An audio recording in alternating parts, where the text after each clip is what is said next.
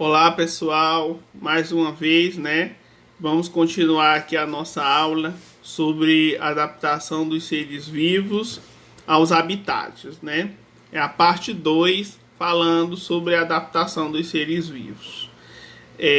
Como eu falei na aula anterior, se você quiser saber as páginas e mais algumas informações, você tem que assistir a aula 1, certo? Essa daqui já é a adaptação parte 2. Vamos lá. Vamos ver como é que se dá essa adaptação dos animais ao seu habitat, né? À sua casa, né? Ao seu território. Vamos lá.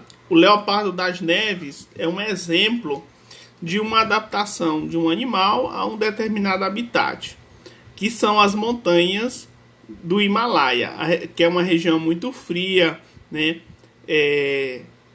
Que caça nessa região a aproximadamente 5.500 metros. Ele desloca-se sob a neve, né? As características desse animal é pelagem espessa e longa por causa do frio, patas largas para não se enterrar na neve. Então ele tem as patas do animal, ele é completamente adaptada para não afundar na neve, para que esse animal ele tenha uma velocidade andando sobre a neve, né? Acredito também que ele deva ter um sistema para que não faça barulho durante a sua caminhada. Geralmente os felinos eles têm essa característica do andar silencioso, né? Eles não fazem barulho ao andar justamente por esse processo evolutivo desses animais, onde eles, como ele é um caçador, eles prezavam muito por essa questão de manter o silêncio para não alertar a presa, certo? Uma outra característica também são os olhos na frente da face, né? Para que ele não erre o alvo ao perseguir, ao atacar a sua presa, né? Um outro exemplo aqui de um habitat, né? É de um animal que vive nas florestas da Europa, né? Ele tem as suas características garras compridas e afiadas que servem para cavar o chão, né? Ele escava as tocas nas geleiras e geralmente esse animal ele tem vida subterrânea, né? Que é o texugo, que é um animal muito característico das florestas europeias, certo? Aqui no país nós não temos, né? Aqui na América do Sul, na América Latina, nós não temos o texugo. É um animal, como eu disse, que é típico das regiões europeias. Vamos, para a gente poder entender melhor sobre os processos evolutivos, é interessante que a gente também entenda sobre os mecanismos especiais de sobrevivência, certo? Que são o que, pessoal? Que são as estratégias que os seres vivos apresentam, né? Oferecidos pela sua adaptação ao ambiente. Vamos lá. A adaptação aos fatores não vivos, né? Quais são os fatores não vivos, pessoal? São as baixas temperaturas, o ar também, né? O ambiente com pouca água, né? São exemplos de adaptação aos fatores não vivos. E também nós temos assim as adaptações as adaptações às cadeias alimentares, como por exemplo animais que se alimentam de plantas, outros animais que são carnívoros, outros animais que são onívoros, né, que se alimentam de animais e plantas, né, os carnívoros que só se alimentam de carne, né, os animais, os herbívoros que só se alimentam de plantas, né. Então nós temos essa característica as cadeias alimentares, essa adaptação às cadeias alimentares e também as adaptações aos fatores não vivos. Ó, nós temos aqui um exemplo de uma árvore que ela se adaptou a transformar a energia física, que é a energia do sol, em energia química através de um processo de fotossíntese. Através desse processo, né? Eu acho que todos vocês já conhecem o processo onde as plantas elas absorvem o oxigênio, água, luz solar, né? E fazem um processo onde ela vai liberar o oxigênio no ar, né? E vai processar o gás carbônico. Com todo esse processo, qual é o objetivo da planta? É gerar o seu próprio alimento. Elas são autotróficas. Elas conseguem gerar uma substância chamada de glicose, né? A glicose é um tipo de açúcar que que consegue alimentar as células vamos dizer assim, dessa planta, né? Desse meio herbáceo.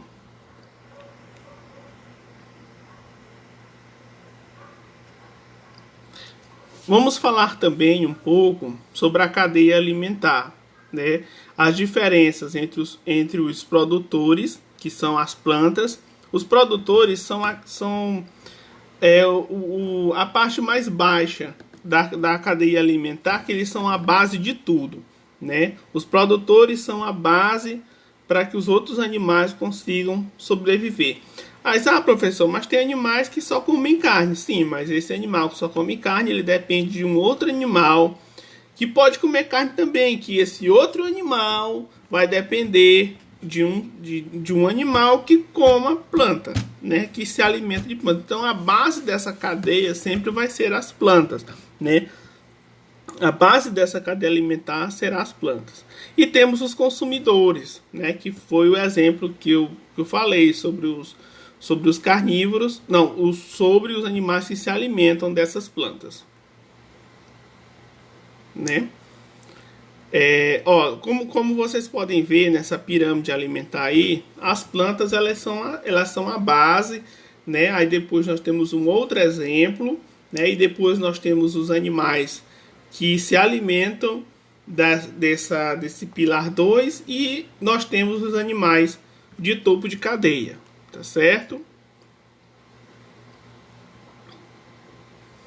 Aqui nós temos um exemplo de uma planta que o caramujo se alimentou da planta, o peixe se alimentou do caramujo e uma ave se alimentou do peixe. Aqui nós temos um exemplo também de uma outra espécie de planta que o besouro se alimentou da folha da planta, o sapo se alimentou do besouro e a águia se alimentou do sapo. Um outro exemplo, aqui nós temos no primeiro aqui um ramo de trigo, que o rato se alimentou do trigo e a cobra se alimentou do rato. Então forma-se também uma cadeia. Mas lembre-se que os produtores, na grande maioria, 99,99% das vezes, eles são plantas. Eles são plantas. Os produtores são plantas. Né? Tem uma coisa também que é interessante, né? E existe na primeira grade aí, né? Que são as plantas, são os produtores, né? Na segunda grade são os consumidores, né? Ou consumidores primários. E na terceira, né, nós já temos os consumidores terciários, né? E nesse exemplo bem aqui, nós já temos a águia e as aves como consumidores quaternários. Cadeias alimentares aquáticas, né? Aqui nós temos um exemplo também das cadeias alimentares aquáticas, né? Por exemplo, o caramujo que se alimenta das plantas ou do substrato marinho, né? Que vai servir de alimento para os peixes, que esse peixe ele pode servir para se alimentar, servir de alimento a indivíduos maiores que podem servir de alimento para as aves, tá certo? Ó, adaptações ligadas à alimentação, certo? Ó, aqui nós temos um exemplo aqui do tamanduá. O tamanduá, ele desenvolveu esse focinho muito alongado para que ele possa dar suporte à sua língua, que é enorme. Essa língua ela é muito viçosa e ele coloca a língua dentro do formigueiro. As formigas elas grudam na saliva do animal, que parece uma cola, e posteriormente na língua, né, do animal, e ele vai se alimentar do formigueiro, né? Ele pode se alimentar de um formigueiro inteiro em questão de minutos, né? Um animal extremamente adaptável. No exemplo 2 aqui nós temos um beija-flor que desenvolveu ao longo do tempo esse bico para poder se alimentar do néctar produzido pela flor. E aqui nós temos o exemplo de um animal, né, de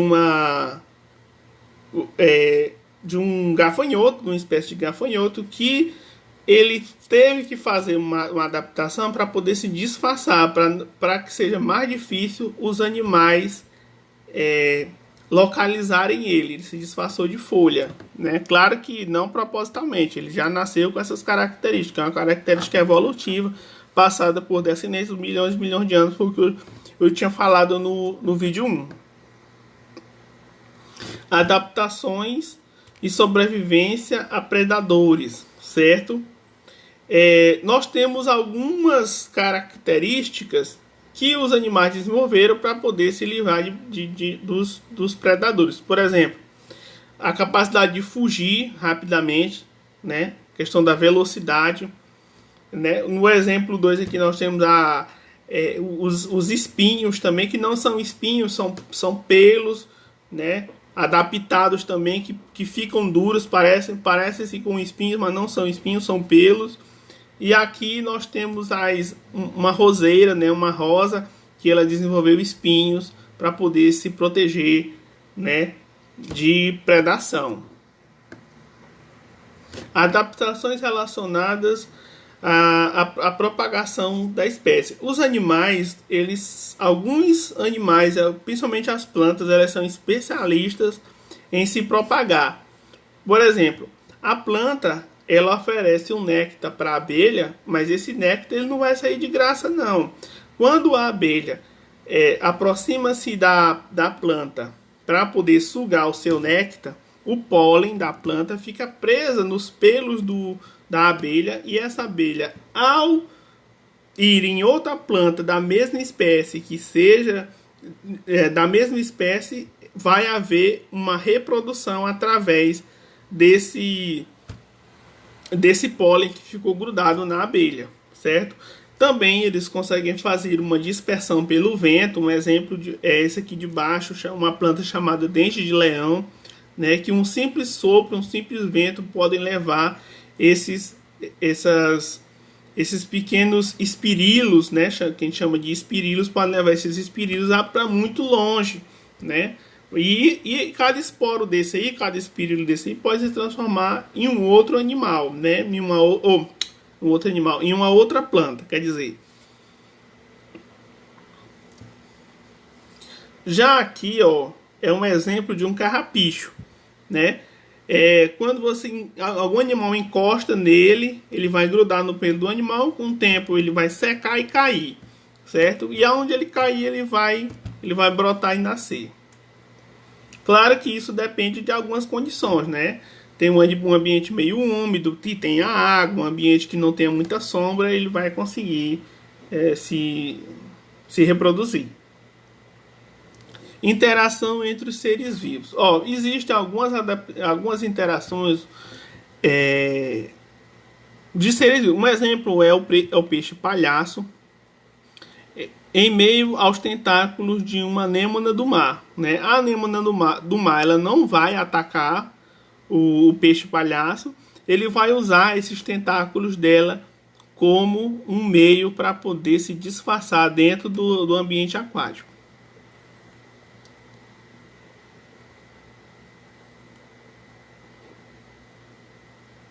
Ó, o mimetismo. O que seria esse mimetismo? Ó, a aranha saltadeira imita uma formiga para parecer inofensiva às suas presas, né? Então, no caso, o que vocês estão vendo aí não é uma formiga, é uma aranha, certo?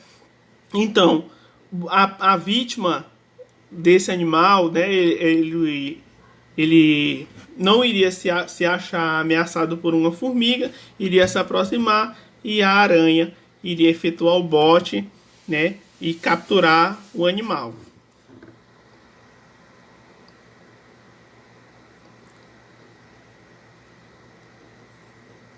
Só lembrando aqui que para a gente saber se para a gente poder distinguir a aranha da formiga é muito simples. A aranha tem 4 patas, né? Ela é um aracnídeo, ela tem 4 patas.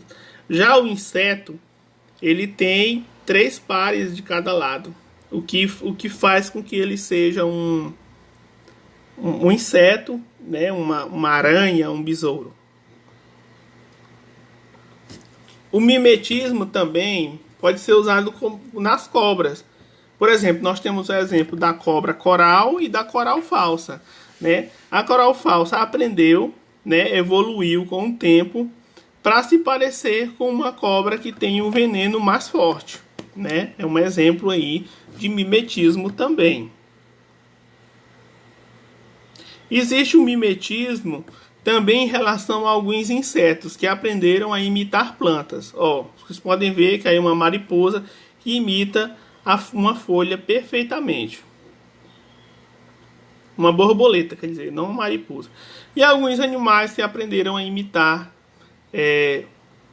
coisas do ambiente não vivo, né? Por exemplo, do ambiente vivo, como por exemplo as aves que imitam a casca de plantas, né? Aqui nós temos o exemplo de 2 urutais, né, que estão imitando a casca da planta. Então torna-se muito difícil a localização desses animais por causa disso, que eles imitam perfeitamente a casca de árvore. Ó, aí nós temos um exemplo de uma rã completamente camuflada entre as ervilhas da água, certo? Ó, então, realmente é muito difícil localizar um animal. Aqui nós temos um linguado, está camuflado pelo substrato e pelo solo oceânico, pelo solo marinho. E nós temos também um outro exemplo também de animais que tem essa característica de camuflagem. Uma outra característica evolutiva, pessoal, é a produção de veneno e de peçonha, certo? Um exemplo aqui, ó, é do escorpião, da lacraia, da cobra, da aranha, né? Muitos desses animais, muitos representantes desses animais são peçonhentos, eles produzem veneno. Nós temos também exemplos de seres vivos que são venenosos, mas não necessariamente eles são caçadores. Por exemplo, a planta pode ser venenosa. Nós temos o exemplo de um cogumelo. Se um animal tentar comer essa planta, esse cogumelo, ele vai com certeza chegar a óbito. Uma outra característica também são as carapaças, como por exemplo a da tartaruga, a do jabuti, que serve para proteger o animal. A concha também é um exemplo. Nós temos aqui, nós vamos falar um pouco sobre a destruição dos habitats, certo? Mas essa aula nós vamos deixar para um próximo encontro. Então, por aqui nós encerramos essa aula.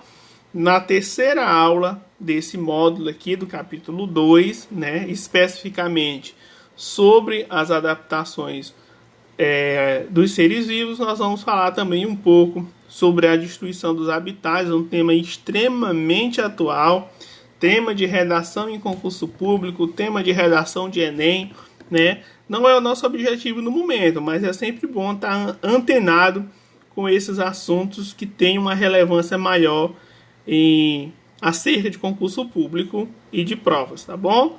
Beleza, pessoal? Um abraço e até mais.